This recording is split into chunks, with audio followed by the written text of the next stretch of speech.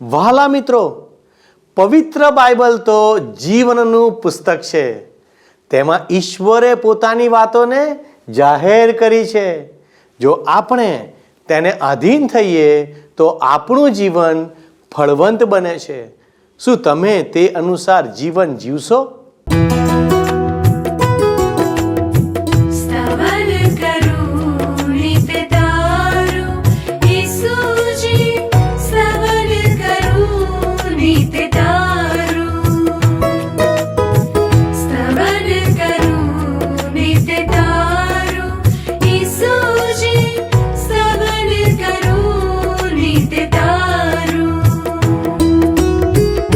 आज सवारे साध सुनी तो महिमा करूं प्रभु तारो, महिमा करूं प्रभु तारो, स्तवन करूं नित तारो.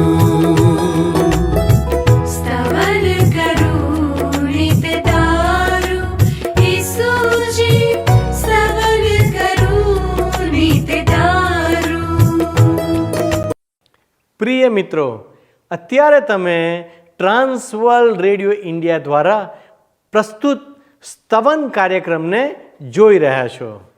મિત્રો, અમે આ કાર્યક્રમમાં આપનો આવકાર કરીએ છીએ. આજે મનુષ્યનું જીવન ઘણા પ્રકારની સમસ્યાઓથી ઘેરાયેલું છે, કારણ કે મનુષ્ય સત્યનો માર્ગ ખોઈ બેઠો છે. જ્યારે જીવનમાં સમસ્યા આવે છે ત્યારે તે સત્યની ખોજ કરે છે, શોધ કરે છે, પણ ઘણીવાર તે તેને શોધી શકતો નથી. તેના પરિણામ સ્વરૂપે તે હતાશ થઈ જાય છે અને નિરાશ થઈ જાય છે. આ પ્રકારે તેમનું જીવન નીરસ બની જાય છે, ત્યાં સુધી કે લોકો ચિંતા અને તેને લગતી બીમારીઓથી પીડાયા કરે છે. આવા લોકોની સંખ્યા નિરંતર વધતી જ જાય છે. આપણા પરિવારોમાં કોઈને કોઈ તો કોઈ પ્રકારની ચિંતાઓથી પીડાઈ રહ્યું છે અને પોતાના ખરાબ કામોને કારણે તે ચિંતામાં છે. આવું કેમ થાય છે? એનું કારણ તો એ છે કે તેઓ સત્યને જાણતા નથી, અને જો જાણે છે તો તે માર્ગથી ભટકી ગયા છે. મિત્રો, સ્તવન કાર્યક્રમમાં બાઇબલ અભ્યાસ સત્યની શોધ છે. આ સત્યે દુનિયાના જીવનને સંભાળ્યું છે. સત્યની જાણકારી મેળવી લીધા બાદ તેમને જીવનનો આનંદ મળી ગયો છે. મિત્રો, બાઇબલ જીવનનું પુસ્તક છે. આપણે આ કાર્યક્રમમાં બાઇબલના એક પછી એક પુસ્તક અને અધ્યાયનો અભ્યાસ કરી રહ્યા છીએ, કારણ કે ઈશ્વરે પોતાની વાતોને બાઇબલના માધ્યમ દ્વારા આપણી સમક્ષ પ્રગટ કરી છે. જો આપણે તેને જાણીશું તો જીવનને આનંદપૂર્વક જીવી શકીશું. ઈશ્વર ઈચ્છે છે કે દરેક માનવ આ રહસ્યને જાણે. એટલા માટે જ ઈશ્વરે બાઇબલ દ્વારા પોતાની વાતોને આપણી સમક્ષ પ્રગટ કરી છે. આ દિવસોમાં આપણે યોહાનની સુવાર્તાનો અભ્યાસ કરી રહ્યા છીએ અને આજે 15મા અધ્યાયનો અભ્યાસ કરવાના છીએ, જેમાં પ્રભુ ઈસુ દ્રાક્ષાવેલાના ઉદાહરણ દ્વારા ઈશ્વર સાથે કેવી રીતે સંબંધ રાખીને આપણે કેવી રીતે સફળ અને ફળવંત જીવન જીવી શકીએ તે બાબતે મનન કરીશું. આ અધ્યાય ઘણીવાર બહુ જ સરળ લાગે છે, પણ આ અધ્યાયમાં ઘણા મર્મો સમાયેલા છે. મારો વિશ્વાસ છે કે તમે તે સમજીને આનંદ પ્રાપ્ત કરશો. તો આવો આજના અભ્યાસમાં આગળ વધીએ. યોહાન અનુસાર શુભ સંદેશના 15મા અધ્યાયની પહેલી કલમમાં પ્રભુ ઈસુ ખ્રિસ્ત કહે છે કે હું સાચો દ્રાક્ષાવેલો છું અને મારા પિતા માળી છે. હવે આ કલમમાં સાચો શબ્દ આપણને વાસ્તવિકતા અથવા તો પ્રામાણિકતા વિશે જણાવે છે. અસલી દ્રાક્ષાવેલો, નકલી નહીં, ખરાબ દ્રાક્ષાવેલો નહીં, પણ સાચો અને અસલી. ઈસુ ખ્રિસ્ત સત્ય છે મિત્ર, સાચા છે. ઈસુ ખ્રિસ્ત સત્ય છે અને તેમનો સ્વભાવ, તેમનું વ્યક્તિત્વ જૂઠાણા અને અસત્યથી તદ્દન અલગ છે. બાપ્તિસ્મા કરનાર યોહાન પણ પ્રભુ ઈસુ ખ્રિસ્તને સાચા પ્રકાશ તરીકે પ્રગટ કરે છે. અને એ પછી પ્રેષિત યોહાન પ્રભુ ઈસુ ખ્રિસ્તને સાચી રોટલી તરીકે પ્રગટ કરે છે અને એ જ રીતે અહીંયા પ્રભુ ઈસુ ખ્રિસ્ત પોતાને સાચા દ્રાક્ષાવેલા તરીકે જાહેર કરે છે. હવે પ્રભુ ઈસુ ખ્રિસ્તના શિષ્યો યહૂદીઓ હોવાને નાતે એમની વિચારસરણી બાઇબલમાંના જૂના કરારના વિભાગમાં આવેલ ઈશ્વરના પવિત્ર વચનો પ્રમાણેની હતી. અને એટલે પ્રભુ ઈસુ ખ્રિસ્ત અહીં પોતાના શિષ્યોને જણાવી રહ્યા છે કે ઇઝરાયેલ હવે સાચો દ્રાક્ષાવેલો નથી. પ્રભુ ઈસુ ખ્રિસ્તના શિષ્યોએ યહૂદી ધર્મ અને યહૂદી રાષ્ટ્રની સાથે પોતાને ઓળખાવવા જરૂરી રહ્યું નથી, કારણ કે ઇઝરાયેલી લોકો ઈશ્વરના લોક અને ઈશ્વરની પ્રજા તરીકે નિષ્ફળ ગયા. હવે તો ઈસુ ખ્રિસ્ત સાચો દ્રાક્ષાવેલો છે. પ્રભુ ઈસુ ખ્રિસ્તના શિષ્યો માટે જે મહત્વની વાત હતી એ તો એ મિત્ર કે આ શિષ્યો ઈસુ ખ્રિસ્તમાં રહે, ઈસુ ખ્રિસ્ત સાથે જોડાયેલા રહે. આ વાત શિષ્યોને માટે બહુ જ ક્રાંતિકારી હતી. પ્રભુ ઈસુ ખ્રિસ્તે બહુ જ અદ્ભુત રીતે રૂપકો અને ઉપમાઓ વાપરી છે મિત્ર. અહીંયા પ્રભુ ઈસુ ખ્રિસ્ત પોતાને સાચા દ્રાક્ષાવેલા તરીકે ઓળખાવીને શિષ્યોને કહે છે કે હવે તમારે એ યહૂદી ધર્મ કે એ યહૂદી પરંપરાઓ અને રીત રિવાજો સાથે કોઈ જ સંબંધ નથી. એ તો બધું નિષ્ફળ ગયું છે. એ દ્વારા તમે ઈશ્વરની સાથે સીધા સંબંધમાં આવી શકતા નથી. પાપોની માફી અને સાચું જીવન, અનંત જીવન પ્રાપ્ત કરી શકતા નથી. હવે તો હું સાચો દ્રાક્ષાવેલો છું. આપણે પણ મિત્ર હવે માત્ર પ્રભુ ઈસુ ખ્રિસ્તની સાથે પોતાને ઓળખાવવાના છે. કોઈ મૃત માન્યતાઓ, ક્રિયાકાંડો અને સમજ્યા વગરની વિધિઓ દ્વારા ઈશ્વરની સાથે સીધા સંબંધમાં આવી શકાતું નથી. ઈસુ ખ્રિસ્તની મારફતે આપણે ઈશ્વર પિતાના બાળકો છીએ. ઈસુ ખ્રિસ્ત ઉપર વિશ્વાસ કરવાથી જ મિત્ર આપણે નવો જન્મ અને નવી વ્યક્તિ બનીએ છીએ. ઈસુ ખ્રિસ્ત સાચો દ્રાક્ષાવેલો છે. અને હવે પ્રભુ ઈસુ ખ્રિસ્ત આગળ જણાવે છે કે મારા પિતા માળી છે. આ શબ્દો પણ બહુ જ નવા અને આશ્ચર્ય જન્માવે તેવા છે, ખાસ કરીને માળી શબ્દ. હવે બાઇબલમાં જૂના કરારના વિભાગમાં આપેલા દ્રષ્ટાંતોમાં ઈશ્વરને દ્રાક્ષાવાળીના માલિક તરીકે ઓળખાવવામાં આવ્યા છે. અહીં ઈશ્વર વાડીના સંભાળનાર, વાડીની કાળજી રાખનાર માળી તરીકે ઓળખાવાયા છે. ઈસુ ખ્રિસ્ત સાચો દ્રાક્ષાવેલો છે અને ઈશ્વર પિતા એમની સંભાળ રાખે છે. બાઇબલમાં જૂના કરારના વિભાગમાં આપણે જોઈએ તો પ્રભુ ઈસુ ખ્રિસ્ત માટે એવી ભવિષ્યવાણી કરવામાં આવી હતી કે ઈસુ ખ્રિસ્ત એક ફણગાની માફક, એક અંકુરની જેમ સૂકા પ્રદેશમાં અને થળમાંથી ફૂટી નીકળશે. ઈસુ ખ્રિસ્ત મિત્ર આ પૃથ્વી ઉપર આવ્યા હતા અને હવે એમની કાળજી ઈશ્વર પિતાએ રાખવાની હતી. શૈતાન પ્રભુ ઈસુ ખ્રિસ્તનો વિનાશ કરવા માંગતો હતો, પણ ઈસુ ખ્રિસ્ત તો ઈશ્વર પિતાના શક્તિશાળી સલામત હાથોમાં હતા. ઈશ્વર પિતા દ્રાક્ષાવેલાની તથા દ્રાક્ષાવેલામાંની ડાળીઓની પણ સંભાળ રાખનાર હતા. પણ આ માટે ડાળીઓએ દ્રાક્ષાવેલામાં જોડાયેલા રહેવાની જરૂર હોય છે. શા માટે? દ્રાક્ષો ઉપજાવવા, ફળ આપવા માટે. હવે આ માટે 3 શબ્દો અથવા તો 3 વાક્યો બહુ જ મહત્વના છે મિત્ર. જેમ જેમ આપણે આગળ અભ્યાસ કરીશું એમ એમ આપણે એ વિશે જાણી શકીશું. હવે તમે બીજી કલમ જુઓ. ઈસુ ખ્રિસ્ત કહે છે કે મારા પરની પ્રત્યેક ડાળી જે ફળ આપતી નથી તેને તે કાપી નાખે છે, અને પ્રત્યેક ડાળી જે ફળ આપે છે તેને વધારે ફળ આવે માટે તેની કાપકૂપ કરે છે. મારામાં, ઈસુ ખ્રિસ્તમાં, એનો અર્થ છે પ્રભુ ઈસુ ખ્રિસ્ત પર વિશ્વાસ કરીને બચી જવું, ઉદ્ધાર પામવો પોતાના દુષ્કર્મોના બંધનોમાંથી, પોતાના પાપોની શિક્ષામાંથી, અને એ પછી સતત જીવંત પર્યંત ઈસુ ખ્રિસ્તમાં રહેવાનું. એક નવો સંબંધ, નવીન જીવન. હવે ઉદ્ધાર માટે જુદા જુદા અદ્ભુત શબ્દો વાપરવામાં આવ્યા છે બાઇબલમાં, જેમ કે મેળ મિલાપ, તારણ, ઉદ્ધાર, મુક્તિ વગેરે વગેરે.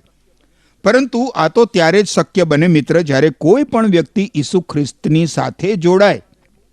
ઈસુ ખ્રિસ્તમાં રહેવું, ઈસુ ખ્રિસ્તમાં આગળ વધવું, એ જ મહત્વનું છે.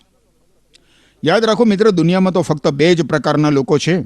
પહેલો પ્રકાર છે જે લોકો પ્રભુ ઈસુ ખ્રિસ્તમાં છે એવા લોકો, અને બીજો પ્રકાર છે જે લોકો ઈસુ ખ્રિસ્તમાં નથી એવા લોકો. તમે ક્યાં છો મિત્ર? ક્યાં છો તમે? હવે તમે પ્રભુ ઈસુ ખ્રિસ્તમાં કેવી રીતે આવી શકો? તો ઈશ્વર પવિત્ર આત્મા દ્વારા તમારો નવો જન્મ થાય છે એ રીતે. પણ તમારો નવો જન્મ કેવી રીતે થાય?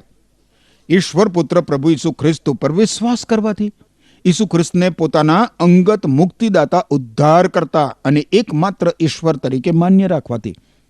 કારણ મિત્ર, તમારા ઉદ્ધાર માટે પ્રભુ ઈસુ ખ્રિસ્તે સ્વેચ્છાથી પોતાનું બલિદાન ક્રૂસ ઉપર આપી દીધું અને તમારા પાપોનો દંડ તમારા વતી ભરપાઈ કરી દીધો. બાઇબલમાં રોમન લોકોને લખેલા પત્રના 3 અધ્યાયની 25મી કલમમાં કહ્યું છે કે ઈશ્વરે ઈસુ ખ્રિસ્તને બલિદાન થવા અર્પ્યા. ઈસુ ખ્રિસ્તના મરણ દ્વારા ઈશ્વરનો મનુષ્યના પાપની વિરુદ્ધનો કોપ દૂર થાય છે અને એમ ઈસુ ખ્રિસ્ત પર વિશ્વાસ કરનાર બધા માણસોના પાપ ઈશ્વર માફ કરે છે. આમાં માણસને પોતાની સાથે સીધા સંબંધમાં લાવવાનો ઈશ્વરનો હેતુ પ્રગટ થાય છે.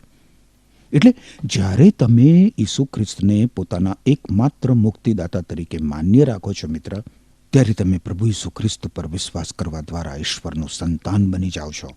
યોહાન અનુસાર શુભ સંદેશના 1 અધ્યાયની 12મી કલમમાં લખ્યું છે કે જેટલા લોકોએ પ્રભુ ઈસુ ખ્રિસ્તનો સ્વીકાર કર્યો, એટલે કે જેટલા લોકોએ પ્રભુ ઈસુ ખ્રિસ્ત પર વિશ્વાસ કર્યો, એટલા લોકોને પ્રભુ ઈસુ ખ્રિસ્તે ઈશ્વરના સંતાનો બનવાનો અધિકાર આપ્યો. હવે ઈશ્વર પવિત્ર આત્મા તમને પ્રભુ ઈસુ ખ્રિસ્તના શરીરની સાથે જોડી દે છે. ઈસુ ખ્રિસ્ત કહે છે, મારા પરની પ્રત્યેક ડાળી. હવે આ જે ફકરો છે એ ઈસુ ખ્રિસ્ત પર વિશ્વાસ કરનાર માણસો માટેનો ફકરો છે. જે લોકો ઈસુ ખ્રિસ્તમાં વિશ્વાસ મૂકે છે એમની સાથે હવે પ્રભુ ઈસુ ખ્રિસ્ત વાતચીત કરે છે. પ્રભુ ઈસુ ખ્રિસ્ત અહીંયા માણસનો ઉદ્ધાર કેવી રીતે થાય છે એ નથી કહેતા. ઈસુ ખ્રિસ્ત અહીંયા તો ઉદ્ધાર અથવા તો મુક્તિ વિશે જણાવતા નથી, પણ ઈસુ ખ્રિસ્ત તો ફક્ત ફળ આપવા વિશે, ફળ ઉપજાવવા વિશે જણાવી રહ્યા છે અને આપણે એની ઉપર આપણું ધ્યાન કેન્દ્રિત કરવાની જરૂર છે. તમે જુઓ તો યોહાન અનુસાર શુભ સંદેશના 15મા અધ્યાયની 1 થી 10 કલમોમાં ફળ શબ્દ 6 વખત વાપરવામાં આવ્યો છે મિત્ર, 6 વખત.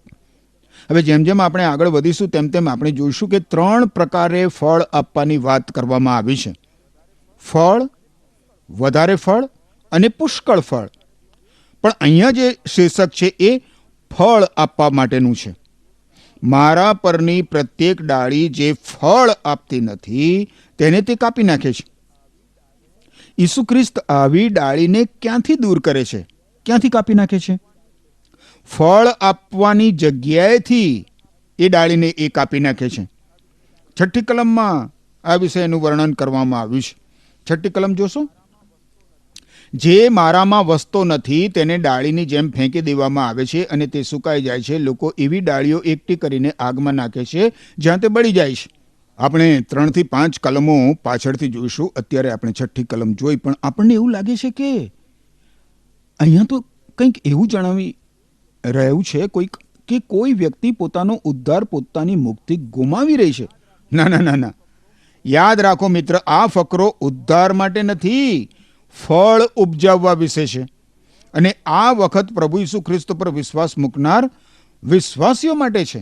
અહીંયા જે વચન આપવામાં આવ્યું છે, ઉદ્ધાર પામેલી વ્યક્તિના જીવનથી જે પરિણામ આવે છે, જે ફળ ઉપજે છે, એના વિશે અહીંયા જણાવવામાં આવ્યું છે મિત્ર. હવે સૌ પ્રથમ આપણે એ જોઈએ કે ફળ શું છે.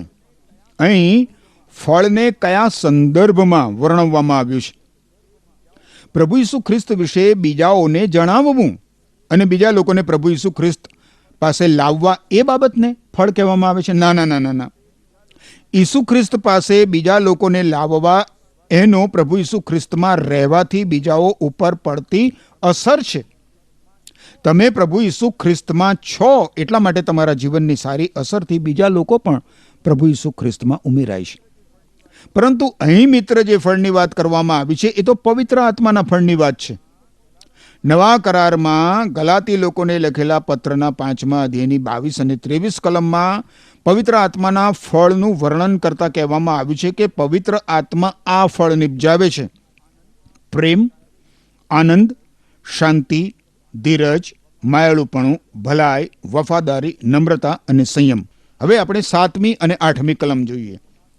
ઈસુ ખ્રિસ્ત કહે છે, જો તમે મારામાં વસો અને મારા વચનો તમારામાં વસે તો તમે ચાહો તે માગો અને તે તમને મળશે. તમે પુષ્કળ ફળ આપો, તેમાં મારા પિતાનો મહિમા પ્રગટ થાય છે અને એ પરથી પુરવાર થાય છે કે તમે મારા શિષ્યો છો. ઈસુ ખ્રિસ્તમાં રહેવા માટે મિત્ર પ્રાર્થના પરાયણ જીવન બહુ જરૂરી છે.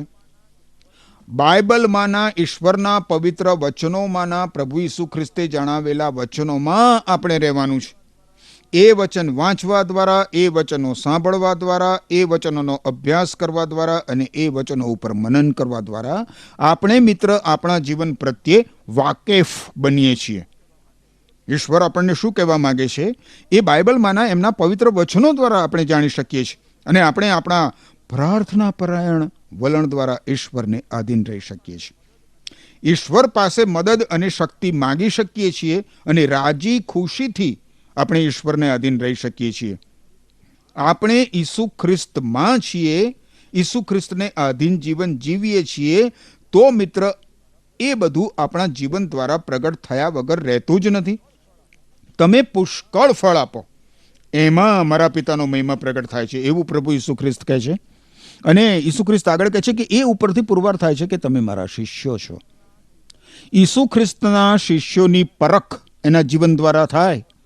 ઈસુ ખ્રિસ્ત પર વિશ્વાસ કરતી વ્યક્તિએ પોતાના સમગ્ર જીવનને અને જીવનના પ્રત્યેક પાસાને પ્રભુ ઈસુ ખ્રિસ્તની આધીનતામાં રાખવાના હોય છે. મિત્ર, તમે કેવું જીવન જીવો છો? મિત્ર, તમારા જીવનની છાપ બીજાઓ ઉપર કેવી પડે છે? પ્રત્યેક વૃક્ષ એના ફળ ઉપરથી ઓળખાઈ જાય છે. મિત્ર, જો તમે ઈસુ ખ્રિસ્તમાં નથી, તમારા જીવનમાં કોઈ પાપ છે, તો સ્વાભાવિક રીતે જ તમારા જીવનથી કોઈ સારું ફળ ઉપજી શકશે નહીં. એટલે જરૂરી તો એ છે મિત્ર કે તમે તમારા જીવનને તપાસો અને જો તમારા જીવનમાં કોઈ પાપ છે તો પ્રભુ ઈસુ ખ્રિસ્ત સમક્ષ કબૂલ કરો.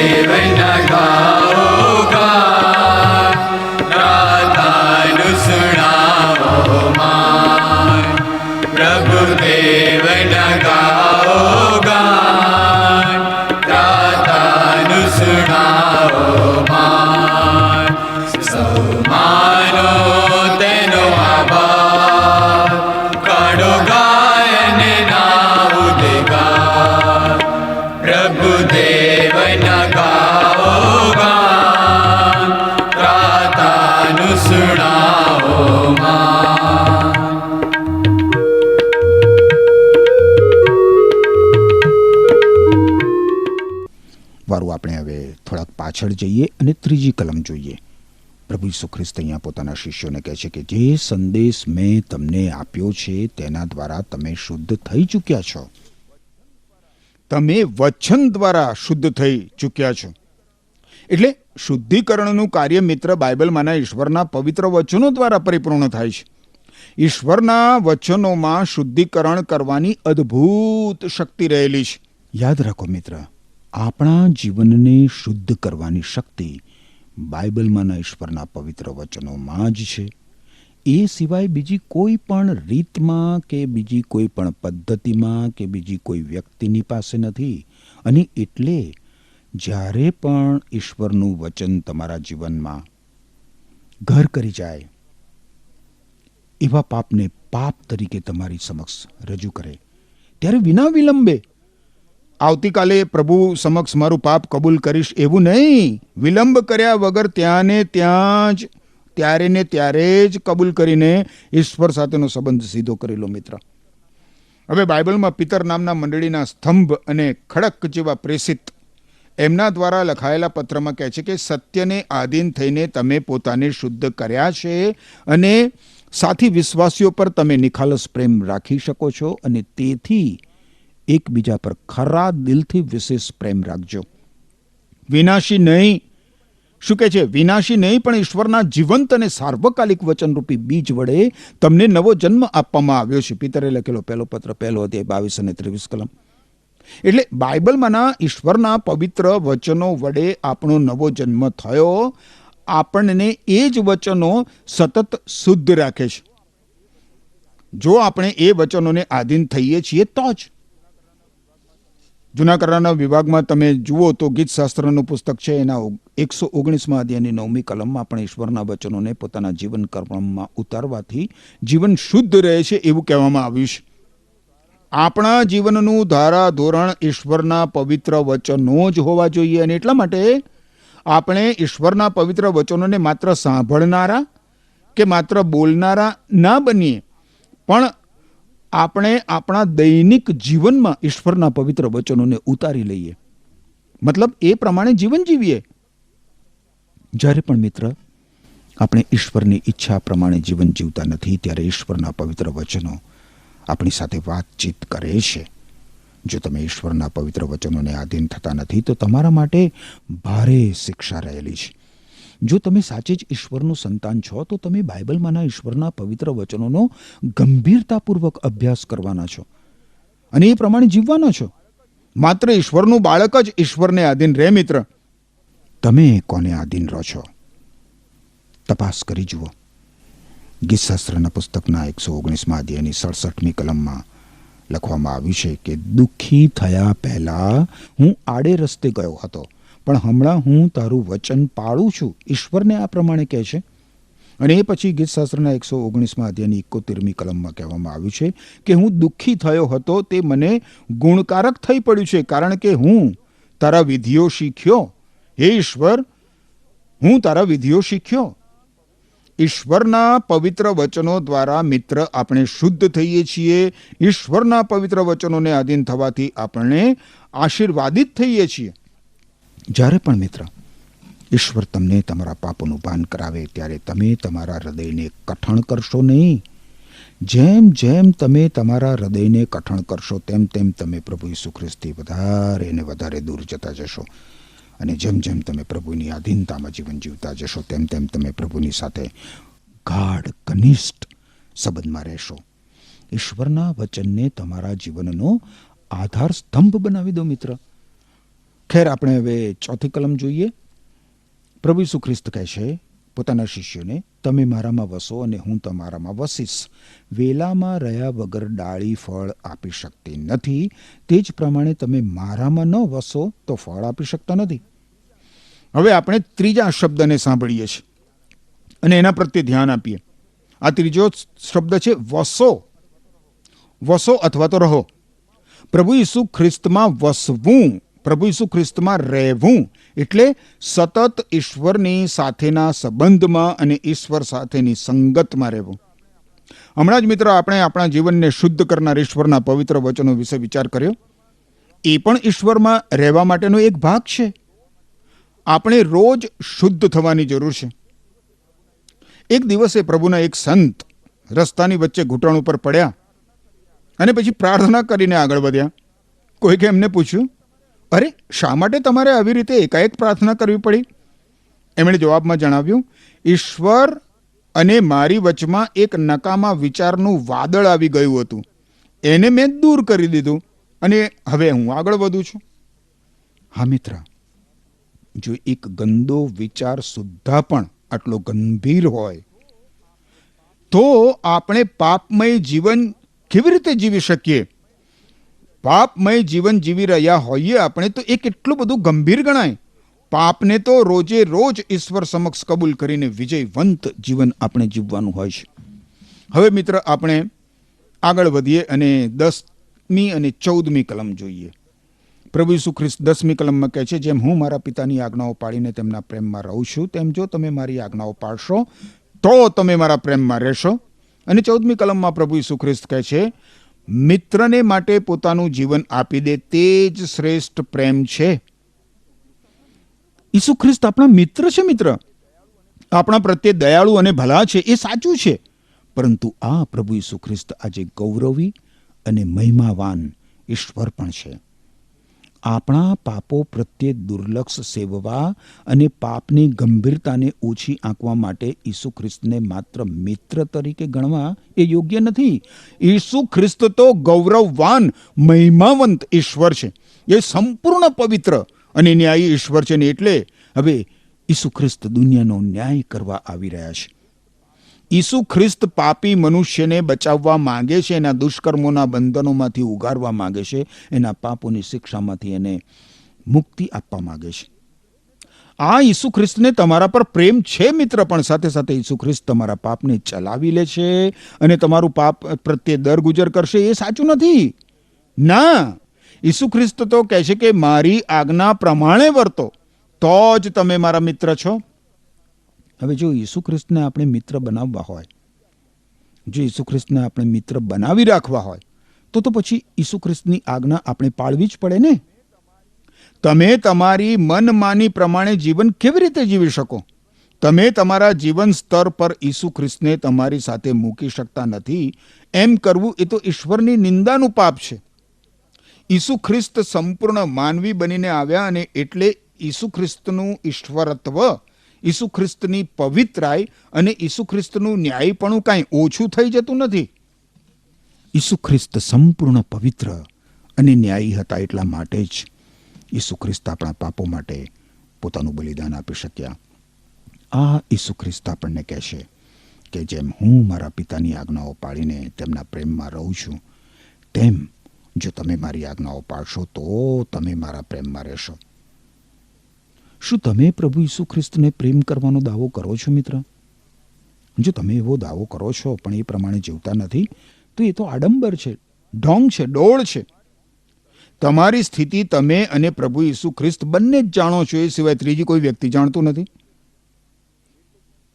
અને એટલે જ મિત્ર, આજે જ પ્રભુ ઈસુ ખ્રિસ્તને શરણે આવીને પાપો કબૂલ કરીને પ્રભુ ઈસુ ખ્રિસ્તની સાથે મેળ મિલાપ પ્રાપ્ત કરી લો.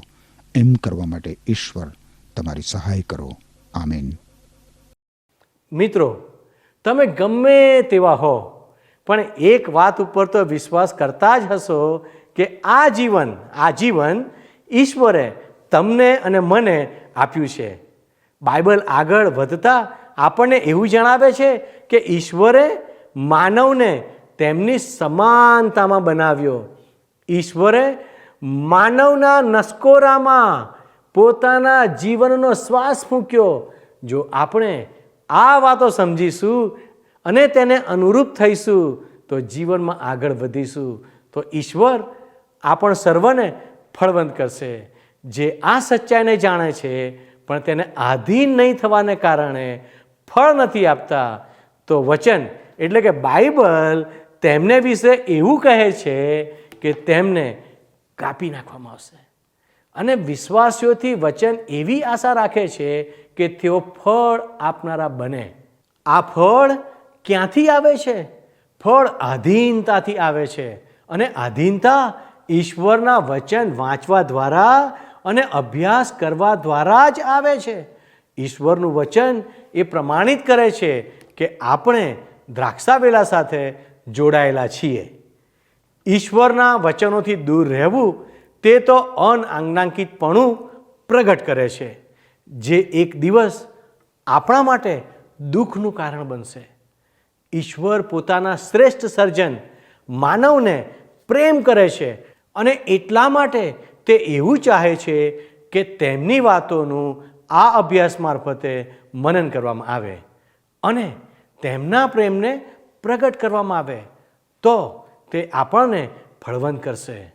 પ્રિય મિત્રો, આવો આપણે સાથે મળીને આગળ વધવાનો પ્રયત્ન કરીએ, જેથી આપણે પણ તે ફળોના સહભાગી બની શકીએ. ઈશ્વર આપને આશીષ આપો. આમેન. શું તમને આ કાર્યક્રમ ગમ્યો?